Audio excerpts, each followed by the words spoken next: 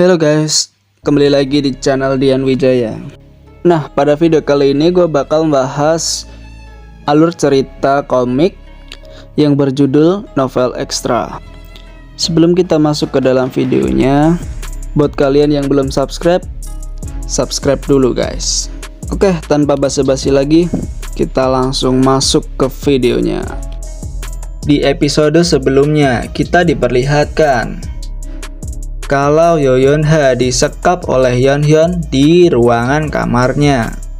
Yoyonha yang mencoba mencari bantuan dengan menggunakan jam tangan miliknya malah mengirim pesan aneh kepada Kim Ha-jin. Kim Ha-jin pun membuka pesan itu dan ia terkejut dengan pesan yang dikirim oleh Yoyonha. Kembali ke masa sekarang. Di sana terlihat Yeonhyun mengambil jam tangan milik Yoyonha dan berkata, "Apa yang akan dipikirkan oleh teman-temanmu jika kau mengirim pesan rahasia selarut ini?" Ha-jin, dia orang yang menyadari bahwa aku seorang dejin bukan? Nanti aku harus membunuhnya. Lalu mendengar perkataan itu, tiba-tiba Yoyonha berteriak, "Apa kamu pikir kamu bisa kabur? Aku yakin tim investigasi telah menyadarinya dan sedang dalam perjalanan menuju ke tempat ini." Lalu Yeonhyun menginjak jam tangan milik Yoyonha dan menghancurkannya. Dia pun mengatakan, "Aku tidak peduli. Begitu aku selesai melakukan tugasku, aku akan melarikan diri dari Cube." Mendengar perkataannya, Yoyonha membuat ekspresi yang sangat marah. Lalu Yeonhyun mendekat dan mengatakan, "Aku senang melihat ekspresimu." Namun, Nona Lilith mengatakan bahwa dia juga ingin melihat wajahmu dipenuhi oleh rasa takut. Di sisi lain, Kim Ha-jin yang melihat pesan dari Yoyonha menjadi berpikir, apakah dia tidak sengaja mengirimkannya? Angka 9, apa maksudnya? Lalu tiba-tiba Kim Ha-jin menyadari sesuatu. Ia memanggil Book of Truth dan bertanya, di mana keberadaan Yoyonha saat ini? Kim Ha-jin pun menjadi terkejut melihat jawaban dari Book of Truth. Cerita pun berlanjut. Di sana terlihat Yoyonha yang sedang duduk sambil tak berdaya. Ia mendengarkan perkataan dari Yeonhyun. Yeonhyun mengatakan, Yeonha, kau pasti sangat kesepian. Aku mengerti perasaan itu." Setelah mendengarkan perkataan itu, Yoyonha langsung melihat ke arah Yeonhyun dengan tatapan yang sangat tajam. Lalu Yeonhyun berkata, "Kau memiliki tekad yang kuat bukan? Bisa-bisanya kau melawan cuci otak. Di saat kau hanya sekali menurunkan kewaspadaanmu. Tidak perlu takut, Nona Lilith mengizinkannya kali ini. Dia juga menginginkanmu,"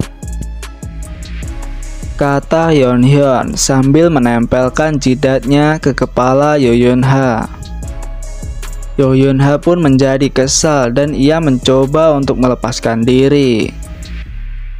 Yeonhyun kemudian mengatakan, "Sia-sia saja mencoba membebaskan dirimu. Di hadapan kekuatan sihir milik Nona Lilith, kau tidak akan bisa kabur kemanapun." Lalu tiba-tiba Yeonhyun terkena tembakan di kepalanya. Lalu Yeonhyun menjerit kesakitan. Lalu Yoyonha mendengar suara Kim Ha-jin. "Kau tidak mempercayaiku. Lihat bagaimana jadinya sekarang." Yeonhyun pun menjadi marah dan berteriak, "Apa-apaan? Siapa bajingan yang melakukan hal ini?" Kemudian Kim Ha-jin meneruskan perkataannya, "Sebaiknya kau tidak menyembuhkan dirimu. ini peluru yang sudah dimodifikasi secara khusus. Jadi, kecuali kau mengeluarkannya melalui tindakan operasi, itu tidak akan bisa disembuhkan. Yeon-hyun yang mendengar perkataan itu langsung menjadi marah dan menyerang secara membabi buta. Kim Ha-jin yang melihat itu langsung berkata, "Jangan buang-buang tenagamu seperti itu." Yeon-hyun yang tidak bisa menemukannya lalu berteriak, "Dasar bajingan, aku tanya, di mana kau?" Lalu Kim Ha-jin mengatakan sambil menembakkan pelurunya, "Saat ini aku berada di tempat yang sangat jauh." Lalu di sini terlihat ternyata Kim Ha-jin menggunakan snipernya dari jauh. Kim Ha-jin membidik ke arah Yeon-hyun sambil berkata, "Inilah kenapa sniping jarak jauh sangat berguna. Hei Yeon-ha, aku akan menggunakan seluruh peluru yang kau berikan padaku. Jika kau masih tahu diri, kau harus menggantikannya dengan yang lebih baik." Lalu Kim Ha-jin menembakkan pelurunya ke arah Yeon-hyun secara terus-menerus. Yeon-hyun pun tidak bisa berkutik karena Yeon-hyun tidak tahu di mana Kim Ha-jin berada. Lalu setelah Kim Ha-jin berhasil membunuh Yeon-hyun, ia bertanya kepada Yeon-ha, "Maaf atas apa yang terjadi padamu. Apa kau terluka?" Yeon-ha pun mengatakan, "Tidak, aku tidak terluka." Lalu Kim Ha-jin kembali menjawab, "Kalau begitu istirahatlah. Tim investigasi akan segera menuju ke sana." Lalu Yeon-ha yang mendengar perkataan itu langsung pingsan. Sebelum ia pingsan, ia mengatakan, "Terima kasih." Cerita pun berlanjut. Keesokan harinya, di sana terlihat Yeon-ha yang sedang terbaring di rumah sakit. Lalu Kim Soo-ho yang sudah menyadari kalau Yeon-ha sudah bangun, ia bertanya, "Kau sudah bangun? Apa ada yang terasa sakit? Dokternya bilang kalau mereka tidak menemukan hal yang aneh." Lalu Yeon-ha terbangun dan ia menjawabnya, "Aku tidak merasa sakit sedikit pun, jadi kenapa kamu ada di sini?"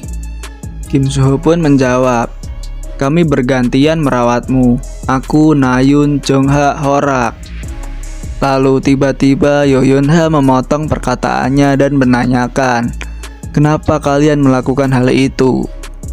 Kim Soo-ho pun menjawab, "Karena kami ikut bertanggung jawab atas kejadian ini. Sebagai bagian dari tim investigasi, seharusnya kami lebih teliti. Namun, kami malah teralihkan dengan hal yang lain. Jadi, kami ingin meminta maaf." Kemudian Yeon-ha berkata kepada Kim Soo-ho, "Kamu sering dibilang terlalu kaku, bukan?" Kim Soo-ho yang mendengarnya menjadi terkejut. Lalu Yeon-ha berpikir, "Aku kira dia hanyalah orang ranking 1 yang memiliki talent. Tetapi sepertinya aku sudah salah paham dengannya." Memikirkan tentang salah paham, Yeon-ha juga memikirkan apa yang telah dikatakannya kepada Kim Ha-jin. Lalu dirinya bertanya kepada Kim Soo-ho, "Jadi apakah dia tidak datang?" Kim Soo-ho pun menjawab dengan bingung, "Dia? Siapa?" Lalu Yeon-ha mengatakan, "Bukan siapa-siapa." Cerita pun berlanjut. Terlihat Kim Ha-jin yang sedang memeriksa pesan dari Yeon-ha. Pesan itu mengatakan, "Terima kasih, aku akan membalas kebaikan ini." Kim Ha-jin pun tersenyum melihat pesan itu, dan lalu dia mendapatkan notifikasi. Kim Ha-jin melihat notifikasi itu dan berpikir, "Ini adalah SP terbanyak yang aku dapatkan dari suatu tindakan. Seperti yang sudah aku duga, Menyelesaikan episode utama itu sangat menguntungkan. Hasil bersihnya tidak sebanyak itu, mengingat seberapa banyak yang harus kupakai untuk berinvestasi sebagai penimba jitu. Namun itu tidak terlalu buruk karena aku berhasil menyelamatkan Yonha. Lalu tiba-tiba Kim Ha-jin dihampiri oleh seseorang. Ternyata orang itu adalah Park So-hyuk. Ketika mereka bertemu, tiba-tiba Park So-hyuk mengatakan, "Saya terkejut ketika Anda mendadak menghubungi. Ada apa?" Lalu secara tiba-tiba Park So-hyuk malah bersujud dan berkata, "Jika Anda mau membatalkan kontrak kita, mohon dipertimbangkan kembali." Kim Ha-jin yang melihatnya menjadi heran dan berkata, "Tidak, bukan itu." Lalu tiba-tiba Kim Ha-jin memegang sebuah tas dan berkata, "Aku mau membuat sebuah investasi di SH Agency." Park So-hyuk pun dibuat kaget setelah mendengar perkataan itu. Di sini diinformasikan kalau Kim Ha-jin menjual ginseng yang ia dapatkan di Violet Banquet. Ginseng tersebut menghasilkan uang sebanyak $400.000. Ia menginvestasikan $250.000 dari uang itu ke saham Park Housemaster, dan sisanya akan diinvestasikan pada SH Agency. Potensi pertumbuhan SH Agency sama pastinya dengan Park Housemaster. Lalu tiba-tiba Park So-hyuk mengatakan, muka saya tidak setebal itu sampai bisa menerima uang sebanyak ini begitu saja," kata Park So-hyuk sambil berbicara dengan gagap. Lalu Kim Ha-jin mengatakan, "Ambil saja, aku memberikannya padamu karena aku mau agar kita sama-sama berkembang. Dengan uang ini, belilah Magic Punch yang pantas dan sebuah hoof." Di sini dijelaskan kalau hoof adalah sebuah kendaraan transportasi untuk penggunaan di lapangan. Lalu Kim Ha-jin bertanya, "Omong-omong, berapa umurmu?" Park So-hyuk kemudian menjawab, "Saya 29 tahun." Kim Ha-jin kemudian melanjutkan perkataannya, "Kau jauh lebih tua dariku. Kau tidak perlu menggunakan bahasa yang baku padaku." Kim So-hyuk pun panik dan berkata, "Tidak, mana mungkin saya bisa bersikap santai kepada investor saya yang hebat." Kim Ha-jin pun menjawab perkataannya, "Mau aku membatalkan investasiku?" Dengan wajah yang tak tahu malu, Kim So-hyuk pun berkata, "Jika itu maumu Ha-jin." Lalu mereka berdua terlihat meninggalkan kafe itu. Di sana Kim Ha-jin terlihat membeli sebuah lotre. Dengan keberuntungan milik Kim Ha-jin sudah dipastikan kalau ia akan menang. Setelah Kim Ha-jin menggosok lotre itu, lalu ia berkata, Aku menang sebanyak $20.000. Kim So-hyuk menjadi terkejut mendengar perkataan itu. $20.000? Lalu Kim Ha-jin memberikan lotre itu kepada Kim So-hyuk dan berkata, "Aku juga akan menginvestasikan uang ini, jadi tolong ubah kontraknya dan kirimkan padaku." Lalu terlihat Kim So-hyuk yang menerima itu tiba-tiba langsung menyembunyikannya. Kim Ha-jin pun bertanya melihat itu, "Ada apa?" Lalu Kim So-hyuk menjawab, "Aku takut seseorang akan mencurinya." Cerita pun berlanjut di sebuah tempat yang kosong seperti sebuah gudang. Di sana terlihat ada sebuah bayangan yang membentuk tubuh menyerupai manusia. Lalu bayangan itu berkata kepada seseorang, "Bos, mereka mulai bergerak. Park Housemaster sedang berkembang. Apa yang harus kita lakukan sekarang?" Lalu terlihat ada seorang wanita. Dia pun berkata, "Curi saja itemnya dan tinggalkan sisanya." Kemudian bayangan itu berkata kembali, "Oke, Ngomong-ngomong, ada sesuatu yang aneh. Ada seseorang yang membeli saham Pak Hostmaster. Dia membeli sahamnya dengan nominal yang sedikit, seperti $300 dan $1.000. Tetapi tiba-tiba dia membeli sebanyak $250.000. Bukankah itu jumlah investasi yang terlalu besar bagi sebuah guild yang bahkan tidak memiliki situsnya sendiri? Kemudian wanita itu menjawab, "Abaikan saja, kita hanya perlu fokus kepada tugas kita." Bayangan itu kemudian melanjutkan perkataannya, "Jika itu maumu, bos. Selain itu, iya, ada beberapa halaman yang menarik di situs Violet Banquet. Apakah kau mau melihatnya? Relic Sorcerer, Jongha Hearty Stew, dan Truth Broker. Aku pribadi mencurigai Truth Broker ini. Mereka bilang mereka bisa menemukan apapun. Bukankah itu konyol? Mau masukkan permohonan? Barangkali mereka bisa menemukan orang itu." Tiba-tiba wanita itu berkata sambil meninggikan suaranya, "Tron?" Bayangan itu pun terkejut dan ia berkata, "Aku hanya bercanda." "Baiklah, itu mulai minggu depan bukan?" Tengah semester Cube. Orang-orang yang menarik adalah Kim Suho dan Shin Jong-ha, rank 1 dan rank 2. Beberapa anggota trup akan menyusup. "Apakah kau juga akan datang menonton, bos?" Lalu wanita itu berdiri sambil berkata, "Aku akan datang. Akan sangat bagus jika di sana ada orang yang berguna." Cerita pun berlanjut. Di sini Akademi Cube sedang mengadakan ujian tengah semester.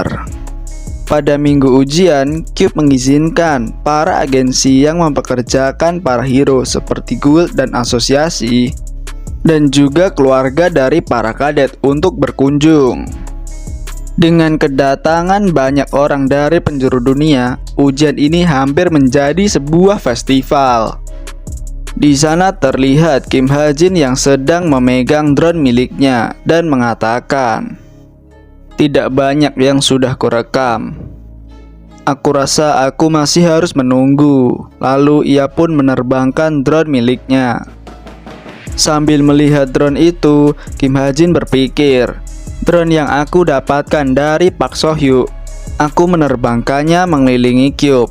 Jadi ini seharusnya bisa memperbanyak kesempatanku untuk menangkap basah para penyusup." Kemudian Kim Ha-jin bertabrakan dengan seorang wanita. Dia pun meminta maaf sambil melihat ke arah wanita itu. Ketika melihat wanita itu, Kim Ha-jin menjadi sangat terkejut.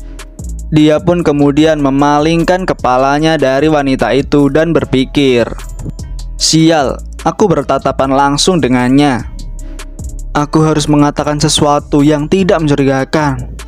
Lalu Kim Ha-jin kembali melihat ke arah wanita itu sambil berkata, "Cantik sekali." Mereka berdua pun bertatap-tatapan dengan sangat canggung. Lalu wanita itu pergi meninggalkan Kim Ha-jin. Ketika wanita itu sedang berjalan, dia berkata pada anak buahnya, "Anak yang baru saja berpapasan denganku. Dia menyadariku meskipun aku menggunakan recognition blocking item. Cepat selidiki dia." Kembali ke sisi Kim Ha-jin. Terlihat Kim Ha-jin sedang berjalan ke suatu tempat. Ia pun berpikir, hero bukan satu-satunya yang datang ke Cube untuk merekrut para kadet. Chameleon Troop juga ada di sini. Tujuan mereka yaitu untuk merekrut Kim Suho atau Shin Jong-ha. Kalau aku tidak salah ingat jalan ceritanya, mereka mengabaikan Suho karena pandangan mereka yang tidak sejalan dan memutuskan untuk mengawasi Jong-ha. Penyusupan dari Chameleon Troop itu sebenarnya bukanlah masalah yang besar.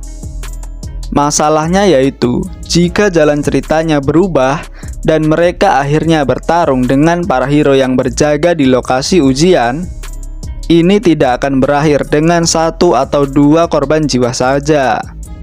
Cerita pun berlanjut. Terlihat ada seorang pria, dia berteriak dan mengatakan, "Tidak ada satupun. Sudah aku bilang, aku tidak melihat seorang pun yang mencurigakan." Kemudian terlihat seorang wanita, dia menjawabnya, "Berhenti bermalas-malasan dan berjagalah dengan benar. Apakah kamu tahu apa yang akan terjadi pada reputasi kita sebagai hero jika keamanan di Cube dibobol saat ujian tengah semester?" Pria itu pun menjawabnya, "Lalu kita hanya perlu mengurusnya sebelum itu menjadi sebuah masalah." Pria itu sebenarnya adalah seorang hero level 6 yang bernama Oh Jong Hyuk. Wanita itu juga merupakan seorang hero level 7 yang bernama Seo Yongji. Lalu di belakang mereka terlihat ada seorang pria yang memakai pakaian berwarna putih. Dia pun mengatakan, "Aha, dia menyadari keberadaan bos meskipun ada siren nickel detection blocker." Hahaha, akhirnya ada yang menarik.